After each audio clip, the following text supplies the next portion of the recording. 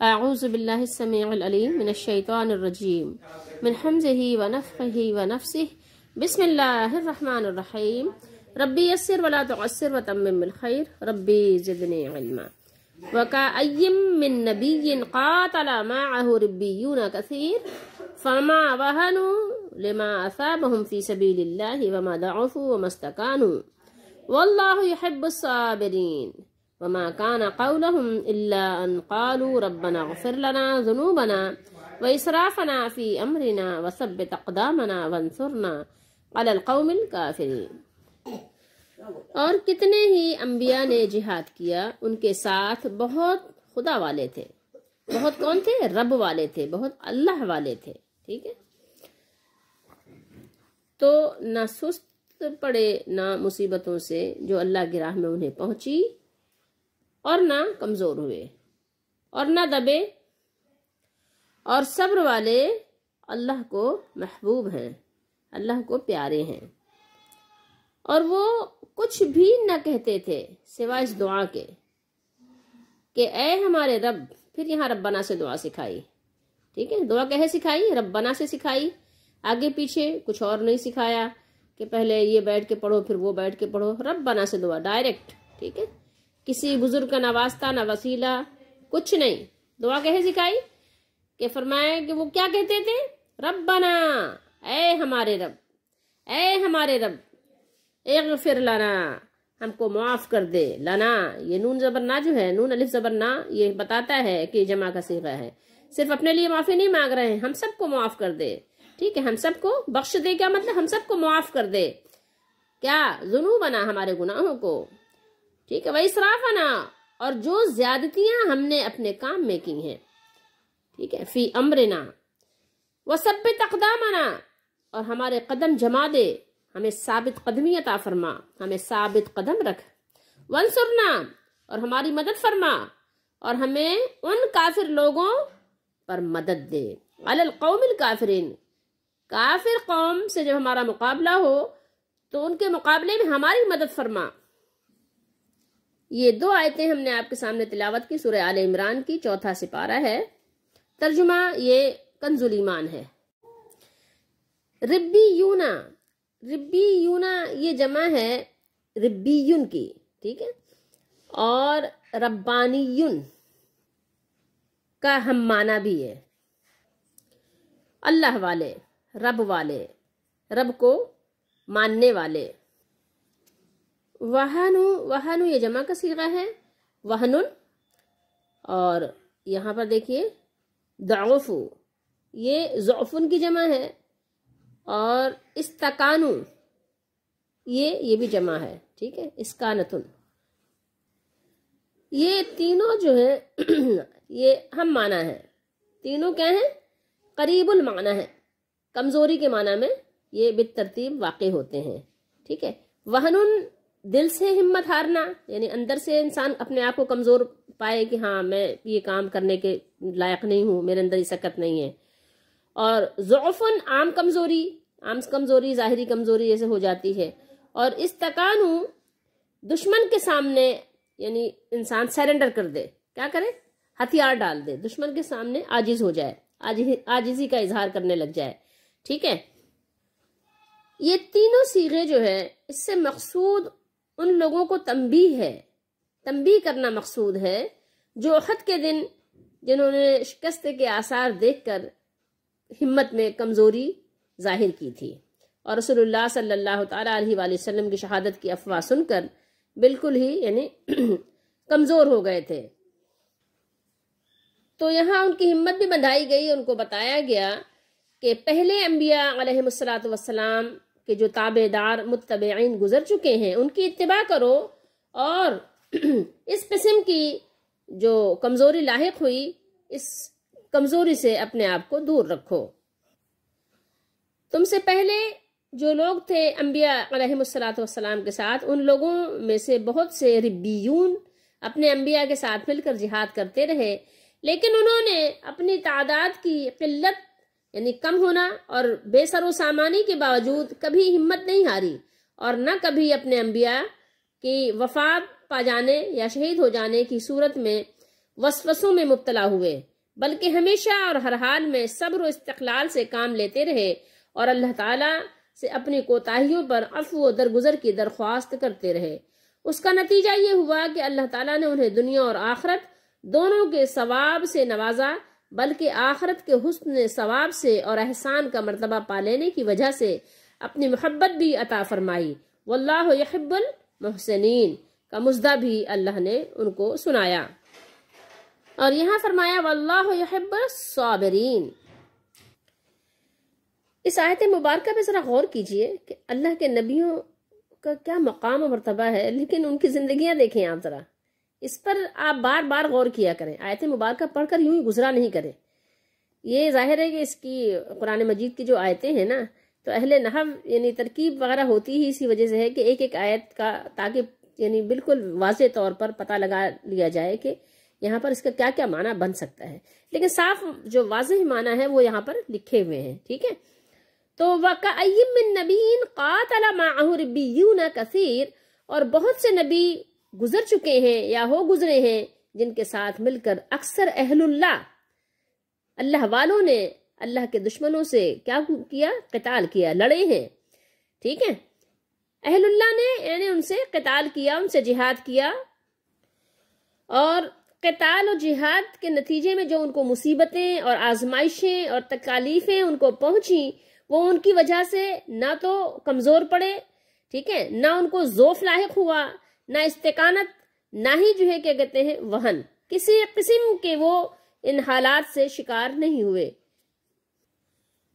تو یہ ایک دو نبیوں کا معمول نہیں تھا، معمول زندگی ہر نبی کا یہی تھا کہ کتنے ہی نبیوں نے اللہ کے راستے میں اللہ کے دشمنوں سے جہاد کیا، اور ان کے ساتھ بہت سے اہل اللہ بھی جہاد میں شریک تھے، لیکن وہ اپنے نبی علیہ السلام کے شہید ہو جانے کے بعد کمزور نہیں ہوئے، نہ انہوں نے اپنے دشمن کے مقابلے میں کسی کم ہمتی کا ثبوت دیا، نہ وہ کم ہمت ہوئے، اور نہ اللہ کے راستے میں جہاد کرنے کی وجہ سے انہیں جو تکلیفیں آزمائشیں پہنچی ان کی وجہ سے وہ بزدل بھی نہیں ہوئے، وہ بزدل نہیں ہوئے اور وہ صابر بھی رہے۔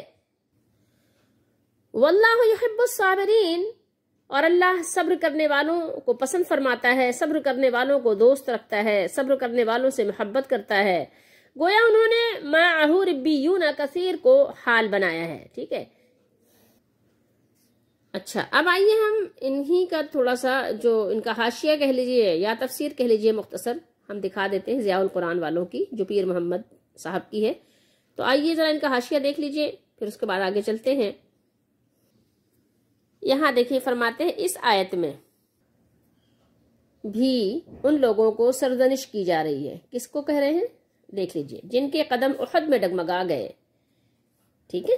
آپ دیکھتے جائیے، میں نہیں کہہ رہی، یہ تفسیر دکھا رہی ہوں آپ کو، ضیاء القرآن، جن کے قدم احد میں ڈگمگا گئے کہ پہلے بھی انبیاء کرام اپنے صحابہ سمیت کفر سے جنگ آزما ہوئے، لیکن وہ مصائب و شدائد میں گھبرائے نہیں، ٹھیک ہے۔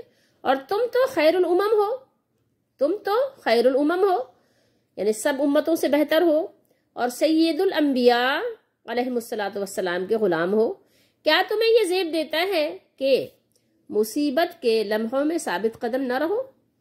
اب ذرا آپ غور کیجئے گا کہ یہ صحابہ رضی اللہ تعالیٰ عنہم کے قدم ڈگمگائے نہیں تھے، یہ افسردہ خاطر ہوئے تھے، رنجیدہ ہوئے تھے، ٹھیک ہے۔ یہ ان کے قدم نہیں ڈگمگائے تھے کہ قدم ڈگمگا گئے تھے۔ اس طرح کی باتیں بہرحال ہمارے لیے مناسب نہیں ہے کہ ہم صحابہ رضی اللہ تعالیٰ عنہم کے لیے کریں۔ خیر بہرحال آپ ذرا اس کو چھوڑ دیجئے، تھوڑی دیر اپنے طرز عمل کو دیکھیے کہ میرا اور آپ کا طرز عمل کیا ہے۔ صحابہ کرام رضی اللہ تعالیٰ عنہم پر تو انگلی اٹھا دینا بہت آسان ہے، ان کی طرف اشارہ کر کے باتیں بنا لینا تو بہت آسان ہے۔ میں اور آپ اپنی زندگی دیکھیں کہ میں اور آپ کیا کر رہے ہیں، اپنی زندگی کو ہم نے کتنا پیارا اور کتنا عزیز بنا رکھا ہے، اپنی زندگی کے لیے، اپنی دنیا کے لیے سب کچھ اپنا لٹا رہے ہیں، کبھی جنگ و جہاد کا سوچتے بھی نہیں ہیں۔ یہ لوگ اس کو دہشت گردی کا نام دیتے ہیں، یہ لوگوں کے لیے فلاح اور کامیابی کا راز ہے۔ جہاد کیا ہے؟ کامیابیوں کا راز اس میں پوشیدہ ہے لوگوں کے لیے، کہ اگر آپ جہاد کریں گے تو کیا ہوگا، بہت سے لوگ دل سے نہ صحیح وہ ایمان لے آئیں گے، مسلمان ہو جائیں گے، اور اگر وہ مسلمان ہو جائیں گے تو قرآن وہ پڑھیں گے، سیکھیں گے تو ایمان ان کے دل میں بھی اتر جائے گا، بہت سے لوگ جہنم سے بچ جائیں گے۔ دنیا میں کوئی دیکھیں یہاں تکلیف میں ہو، کوئی ہاسپٹل میں ہو تو آپ اس کی امداد کرتے ہیں، ٹھیک ہے، اس کے لیے فنڈ جمع کرتے ہیں، فنڈنگ کرتے ہیں کہ اس کو تکلیف سے بچا لیا جائے، اس کا آپریشن ہے، بڑا آپریشن ہے اس کا، تو اس کے لیے کچھ انتظام کیا جائے تاکہ اس کو بڑی تکلیف سے بچا لیا جائے، اس کی زندگی کی حفاظت کر لی جائے، اس کی زندگی کو سیف کیا جائے۔ تو آپ ایسا یعنی ایک کبھی کبھی معمول اختیار کرتے ہیں، غیر معمولی ایک معمول اختیار کرتے ہیں تاکہ کسی کی زندگی کو بچایا جا سکے۔ ایک ایک زندگی قیمتی اور اہم ہے۔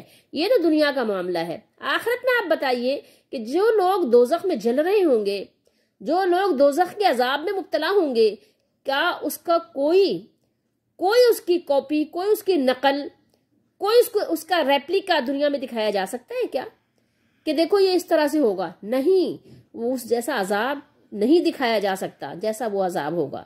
تو جہاد تو ایک بہت بڑی کامیابی اس میں جہاد نے اپنے اندر چھپایا ہوا ہے، اس میں چھپی ہوئی ہے، جہاد ایک راز ہے۔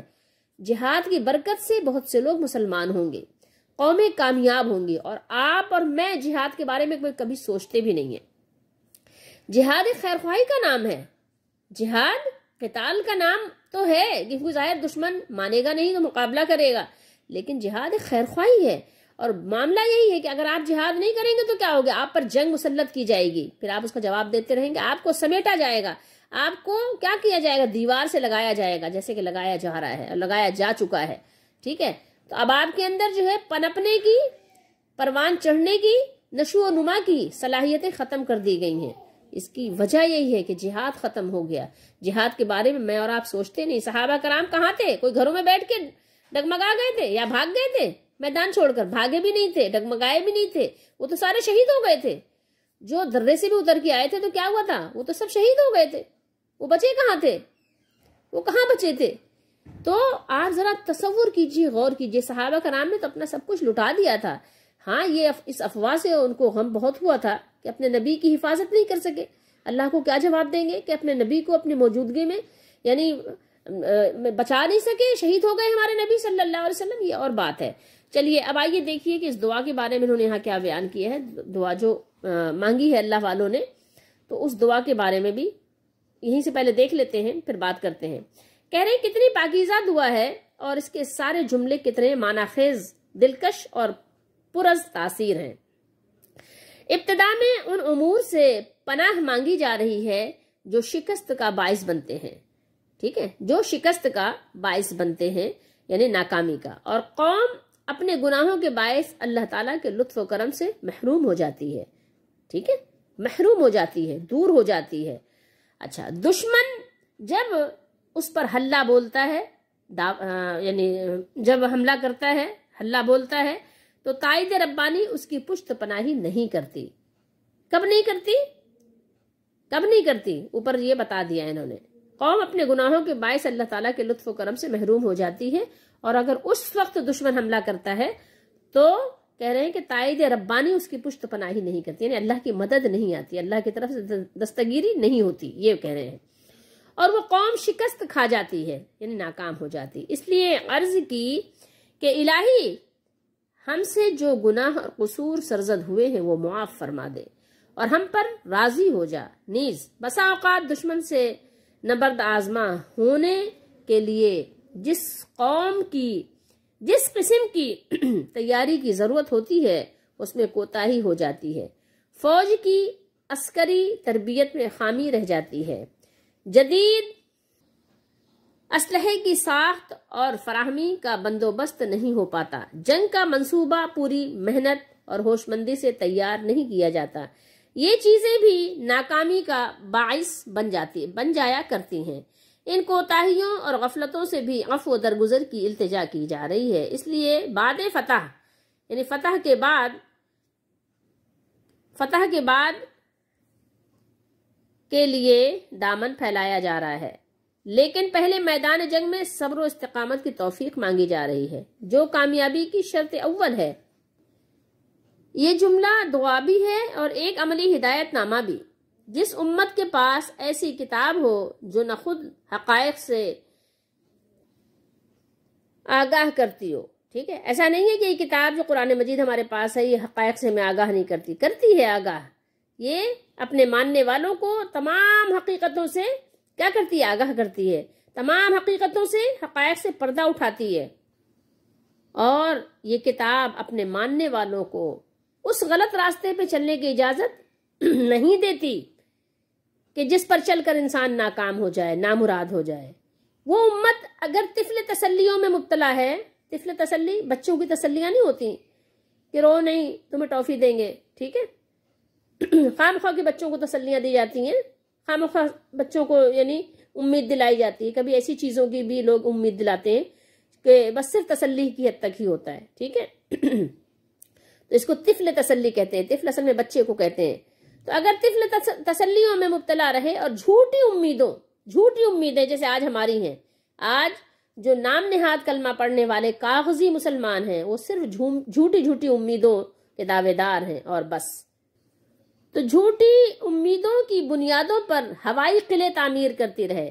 ہواؤں میں آپ نے قلعے تعمیر کیے، بہت سارے آپ کے قلعے ہیں، تو جا کے اس میں رہ کے تو ذرا دیکھیں، داخل تو ہوں۔ تو اس سے زیادہ المناک سانحہ اور کیا ہو سکتا ہے، اس سے زیادہ دکھ بھری داستان اور کیا ہو سکتی ہے جیسے جو ہماری ہے۔ اور پھر آگے فرماتے ہیں وَإِسْرَافَنَا فِي أَمْرِنَا، سے یہ مقصد بھی ہو سکتا ہے کہ اس خاص مہم کے لیے تیار ہونے میں جو غفلت اور تساہل، یعنی غفلت جو ہوتا ہے ایک کاہلی، تساہل ہو گیا، جس کی وجہ سے فتح و کامرانی کے ظاہری اسباب کی تکمیل میں کمی رہ گئی، اس سے عفو درگزر کی التجا کی جا رہی ہے، کیونکہ ہمیں توکل کے ساتھ ساتھ ظاہری اسباب مہیا کرنے کا بھی حکم دیا گیا ہے۔ اس آیت مبارکہ کا پچھلی آیت مبارکہ سے ربط کیا ہے؟ ربط یہ ہے کہ سابقہ آیات میں غزوہ احد میں پیش آنے والی بعض کوتاہیوں پر مسلمانوں کو تنبیہ کی گئی، ان آیات میں بھی پچھلی امتوں کے بعض حالات اور واقعات کی طرف اشارہ کر کے کیا گیا ہے کہ وہ کس طرح میدان جنگ میں ثابت قدم اور کہنا چاہیے کہ استقلال کے ساتھ رہے، تمہیں بھی ایسا ہی کرنا چاہیے۔ فما وہنوا لما اصابہم فی سبیل اللہ وما ضعفوا وما استقانوا، تو جو مصیبتیں ان پر اللہ کی راہ میں واقع ہوئیں، ان پر آن پڑیں، ان کے سبب انہوں نے نہ تو ہمت ہاری، نہ بزدلی دکھائی، اور نہ ہی وہ دبے، ٹھیک ہے، نہ انہوں نے سرنڈر کیا، ہتھیار ڈالے۔ حضرت قتادہ اور ربیع بن انس رضی اللہ تعالیٰ عنہما نے بیان کیا ہے کہ وہ وما ضعفوا کے معنی یہ ہے کہ انہوں نے اپنے نبی کے شہید ہونے کی وجہ سے ہمت نہیں ہاری، وما استقانوا، اور نہ اپنی بصیرت اور اپنے دین سے واپس پلٹے، پھرے بھی نہیں، بلکہ انہوں نے بھی اسی طرح جہاد کیا جس طرح اللہ کے نبی نے جہاد کیا تھا، حتیٰ کہ یہ سب اللہ تعالیٰ کے پاس پہنچ گئے، یعنی سارے شہید ہو گئے۔ حضرت عبداللہ بن عباس رضی اللہ تعالیٰ عنہ فرماتے ہیں کہ وَمَا اسْتَقَانُوا کے معنی یہ ہے کہ انہوں نے جزا و فضا کا اظہار نہیں کیا، جیسے کہ عام طور پر ہمارے ہاں ہوتا ہے کہ ہم جزا و فضا کرتے ہیں، چیخ و پکار، ایک عجیب و غریب منظر ہوتا ہے، ٹھیک ہے۔ اور سدی اور ابن زید فرماتے ہیں کہ وہ اپنے دشمن کے سامنے عاجزی اور درماندہ نہیں ہوئے، ٹھیک ہے، اپنے دشمن کے سامنے نہ ہی انہوں نے عاجزی اختیار کی اور نہ درماندہ ہوئے، نہ دشمن سے وہ کہا کہ چلو بھائی صلح کر لیتے ہیں، ٹھیک ہے۔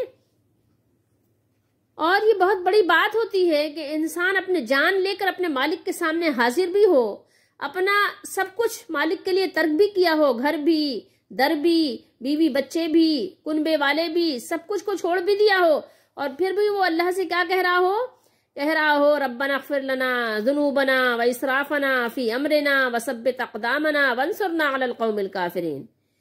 سبحان اللہ، کیا بات ہے، پیارے لوگوں کی پیارے باتیں ہیں، کیونکہ یہ اہل اللہ تھے، اہل اللہ ایسے ہی ہوتے ہیں، ہمارے یہاں کی طرح تھوڑی کہ اہل اللہ ہیں تو بس بیٹھے ہوئے ہیں اور لوگوں کا مال ہڑپ ہڑپ ہپ ہپ کر کے کھائے جا رہے ہیں، پیٹ ہی نہیں بھر رہا ہے، ٹھیک ہے، کیوں؟ وہ اہل اللہ ہیں، ان کو وہ اللہ کے پیارے بن گئے ہیں، تو اب ان کا کام ہی حلوہ مانڈا کھانا، اب ان کا کام ہی ہے کہ لوگوں کا مال لوٹنا، غلط فتوے نعوذ باللہ استغفر اللہ بتانا کہ وہ اللہ والے بن گئے ہیں، ان کے خیال میں خیال بندیوں سے کیا ہے، جیسے ابھی انہوں نے بتایا خود بھی نا کہ طفل تسلی جتنا اس نے جو ہے نقصان پہنچایا ہے، طفل تسلی نے، اتنا تو شاید کسی اور چیز نے نقصان، اتنا تو شاید کافروں نے نقصان نہیں پہنچایا ہوگا۔ تو ایسی حالت میں ذرا غور کیجئے کہ ان کے منہ سے، اللہ والوں کے منہ سے جو واقعی ربیون تھے، ان کے منہ سے کیا نکل رہا تھا اس وقت میں. ایسی حالت میں ان کے منہ سے کوئی بات نہیں نکلتی تھی.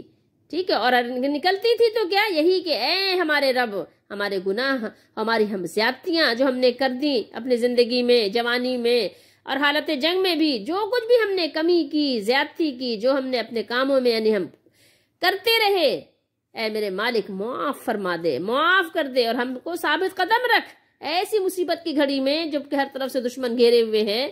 ہم کو ثابت قدم رکھ، اور کافروں پر ہم سب کو کیا کر، فتح عطا فرما، فتح عنایت فرما، غلبہ عطا فرما، اسلام کو غلبہ عطا فرما.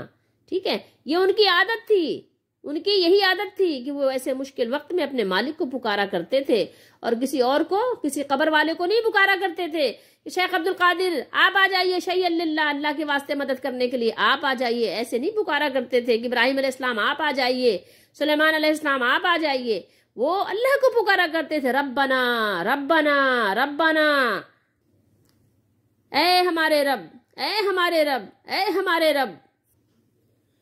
یہ جو مولوی حضرات قبروں کی پوجا کرتے ہیں، کرواتے ہیں، اور اپنی قبروں کے بارے میں بھی وہ اسی طرح کی کچھ یعنی امید رکھتے ہیں کہ ہمارے ساتھ بھی، تاکہ ہم مرنے کے بعد بھی ہماری بھی قبریں آباد رہیں اور پوجا پاٹ جاری رہے، اور ہماری یہ جو کچھ ہم نے کیا ہے یہ ہماری اولاد میں منتقل ہو جائے، یہ تاکہ ہمارے اولاد کے لوگ آئیں، ہاتھ پاؤں چومیں اور حلوے مانڈے کے نذرانے پیش کرتے رہیں. ٹھیک ہے، اور سوئم اور 40واں کھلاتے رہیں ہمارے گھر والوں کو.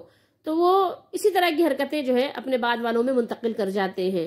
لیکن قرآن وہ پڑھتے ہیں کہ نہیں پڑھتے، اور پڑھتے ہیں تو کیا پڑھتے ہیں، کیونکہ قرآن ان کو سمجھ آتی ہے جو اللہ والے ہوتے ہیں، جو توحید کو سمجھتے ہیں، جو نبی علیہ السلام کے مقام کو سمجھتے ہیں، ان کو قرآن سمجھ آتی ہے. ورنہ تو قرآن وہ پڑھتے ہیں، سنا ہے کہ بہت سے لوگ کہ 4 قرآن ختم کر لیتے ہیں. رمضان میں کچھ لوگوں کو تو سنا ہے انتہائی ہو گئی کہ ہر روز ایک قرآن ختم کر لیتے ہیں، لیکن وہ کیا پڑھتے ہیں ہمیں نہیں پتا کہ وہ کیا پڑھتے ہیں. ہمیں پتہ ہی نہیں کہ وہ کیا پڑھتے ہیں، قرآن میں وہ کیا پڑھتے ہیں، قرآن میں وہ کہاں سے وہ قبروں سے مانگنے کا سبق پڑھتے ہیں، ہمیں نہیں معلوم. لیکن سنا ضرور ہے کہ قرآن وہ بہت پڑھتے ہیں. ٹھیک ہے، قرآن وہ بہت پڑھتے ہیں، لیکن اللہ کے نبی نے فرمایا ہے کہ حلق سے نیچے نہیں اترتا. قرآن پڑھیے، دیکھیے کہ اللہ نے اپنے نبیوں کا کس شان سے ذکر کیا ہے، اور ذرا ان کے عملوں کا ذکر پڑھیے کہ ان کے اعمال اور ان کے عمل کیا تھے. اور بہت سے نبی گزرے ہیں جن کے ساتھ بہت بہت اللہ والے تھے، اہل اللہ تھے. ٹھیک ہے، اور کفار کے ساتھ لڑے ہیں، نہ انہوں نے ہمت ہاری، نہ ان مصائب کی وجہ سے جو ان پر اللہ کی راہ میں واقع ہوئی، اور نہ ان کے قلب یا بدن، نہ ان کے اندر اور باہر کوئی کمزوری لاحق ہوئی کہ ہاں کسی قسم کی کمزوری ان کو لاحق ہوتی، کبھی ہمت ہار جاتے، ڈر جاتے. ٹھیک ہے، جان کی حفاظت کے لیے ان کو پرواہ ہو جاتی نہیں. اور نہ وہ دشمن کے سامنے کبھی بھی کیا ہوا، کسی کمزوری کا اظہار کیا، نہ دبے نہ ڈرے. ٹھیک ہے، اور ان سے کبھی عاجزی بھی نہیں کی، دشمن سے خوشامد کی باتیں بھی نہیں کی کہ ہاں خوشامدی باتیں کرنے لگ جاتے تاکہ دشمن سے کچھ فائدہ مل جائے. اور اللہ تعالیٰ کو ایسے جو مستقل مزاج، جو استقامت والے بندے ہیں، ان کو اللہ تعالیٰ پسند فرماتا ہے. ایسے بندوں کو اللہ تعالیٰ پسند فرماتا ہے. اور وہ زیادہ ہے کہ پھیکی نہیں کرتے کہ میں نے یوں کر دیا اور میں نے یہ کر دیا اور میں نے یہ کارنامہ انجام دیا. وہ ہے کہ پھیکی کی بات نہیں کرتے. وہ کہتے ہیں بس اپنے رب کی تعریف کرتے ہیں.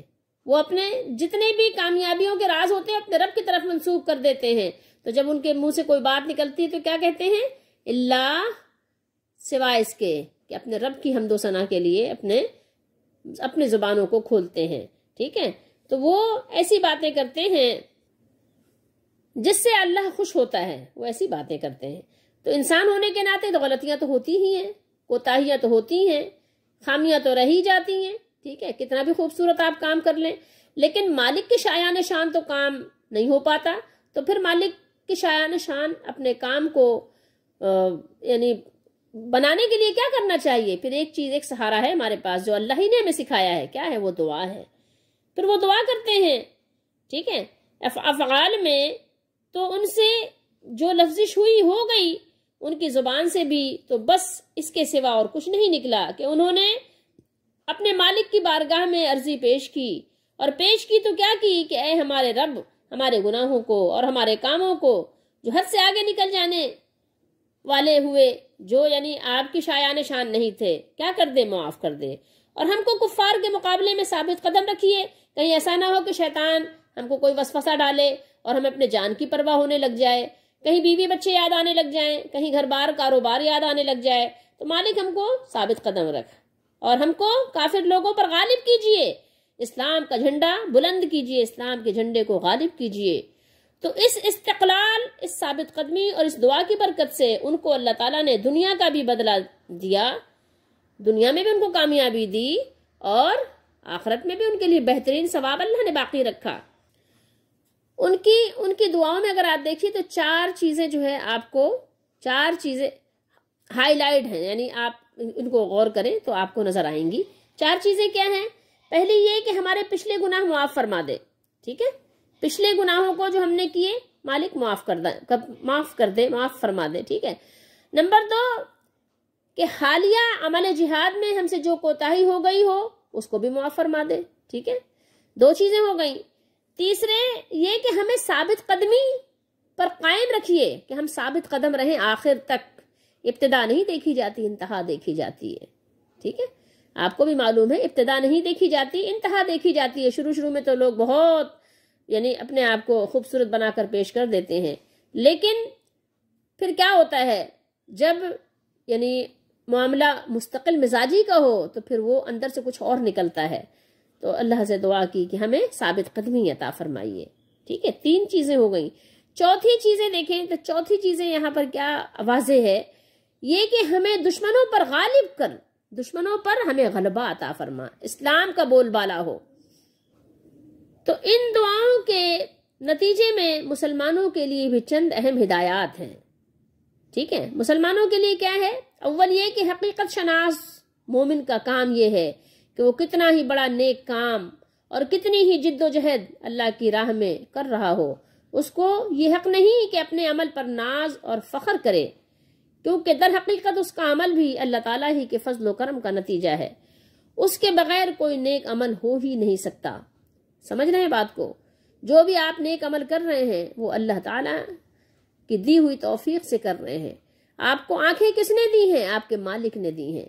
ہاں آپ نے اس کا صحیح استعمال کیا ہے، اس کو صلہ آپ کو ملے گا، لیکن آپ کو یہ حق نہیں ہے کہ آپ اپنی تعریفی کلمات میں اپنی آنکھوں ہی کی تعریف کرنے لگ جائیں کہ جناب میری آنکھوں نے اتنی دور تک دیکھا، اتنی جلدی دشمن کو دیکھا اور یہ کیا اور وہ کیا، میں نے یوں نشانہ لیا، تو اپنا آپ ہی آپ تعریف میں پیش کرنے لگ جائیں۔ نہیں، بخاری شریف کی ایک حدیث شریف ہے، میں آپ کو سناؤں۔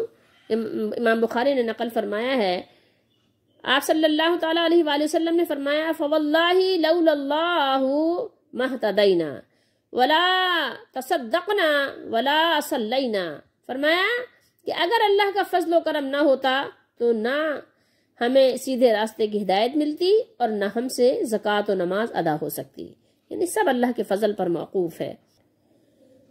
آپ کو ثواب اور عذاب اس لیے ہے کہ آپ نے جو آپ کو اللہ تعالیٰ نے صلاحیتیں دی تھیں، آپ نے اس کو اپنے ارادے سے کیسے استعمال کیا، کیونکہ 2 چیزوں کا تو اختیار آپ کے پاس بہرحال ہے، تو ان 2 چیزوں کا جو اختیار ہے تو انہی 2 چیزوں کے بارے میں آپ سے باز پرس بھی ہے۔ تو ان کی دعاؤں کا ثمر اللہ نے ان کو دیا، لیکن ہمیں کیا ہے کہ غور کیجئے کہ اپنے کسی نیک عمل پر ناز نہیں کرنا چاہیے، بلکہ ہر حال میں اللہ سے مغفرت اور عمل پر قائم رہنے کی دعا کرتے رہنا چاہیے۔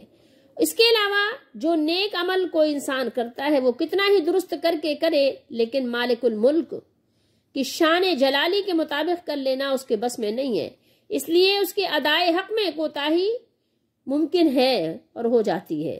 تو اس سے حالت عمل میں بھی کیا کرنا چاہیے؟ استغفار کی ضرورت ہے، معافی مانگیے کہ اللہ اگر کوتاہی ہو گئی ہے تو معاف کر دیجئے کہ آپ کی شان بہت بلند ہے۔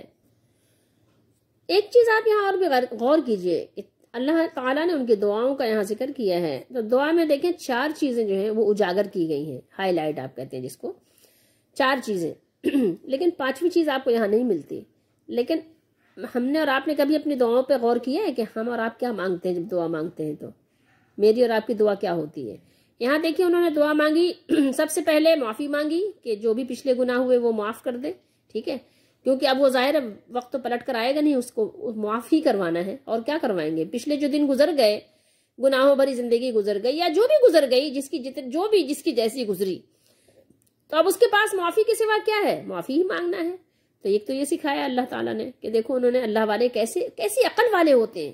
میری اور آپ کی عقلیں صرف دنیا میں کام کر رہی ہیں، ٹھیک ہے، کہ دولت کیسے جمع کرنی ہے، گھر کو کیسے عالی شان بنانا ہے، آرام دہ، کتنا زیادہ آرام دہ، یعنی ہمارے گھر بھی ہوں، ہمارے کمرے بھی ہوں، اور ہمارا باتھ روم بھی ہو، کمرے کے اندر بھی باتھ روم ہو، مطلب ہم یعنی دنیا کے معمولات کو بہت آسان سے آسان تر بناتے جا رہے ہیں کہ اپنی زندگی کو پرتعیش بنانے کے لیے ہر وقت ہمارا ذہن کام کر رہا ہے، لیکن آخرت کے لیے ہمارا دل اور دماغ بالکل بھی کام نہیں کر رہا ہے۔ اس کی وجہ بھی یہی ہے، دنیا کی محبت نے ہمیں بالکل پاگل اور دیوانہ بنا دیا ہے، شیطان نے چھو کر ہمیں مخبوط بنا دیا ہے۔ ان کی دعاؤں میں دیکھیں آپ کو نہیں ملتا، ان کے گھروں میں باتھ روم بھی نہیں ہوتے تھے، ان کے گھر پراپر گھر بھی نہیں ہوتے تھے۔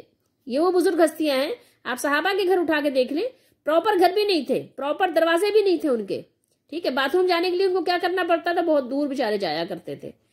تو ان کو یہ بات کا خیال نہیں آیا کہ ایک کھڈا کھود کے چلو ایک فلش بنا لیتے ہیں، کیونکہ ان کا کام ہی نہیں تھا نا، وہ تو دنیا میں بقدر ضرورت مسافروں کو طرح تھے۔ کن فی الدنیا غریب، کن فی الدنیا غریب او عابر سبیل،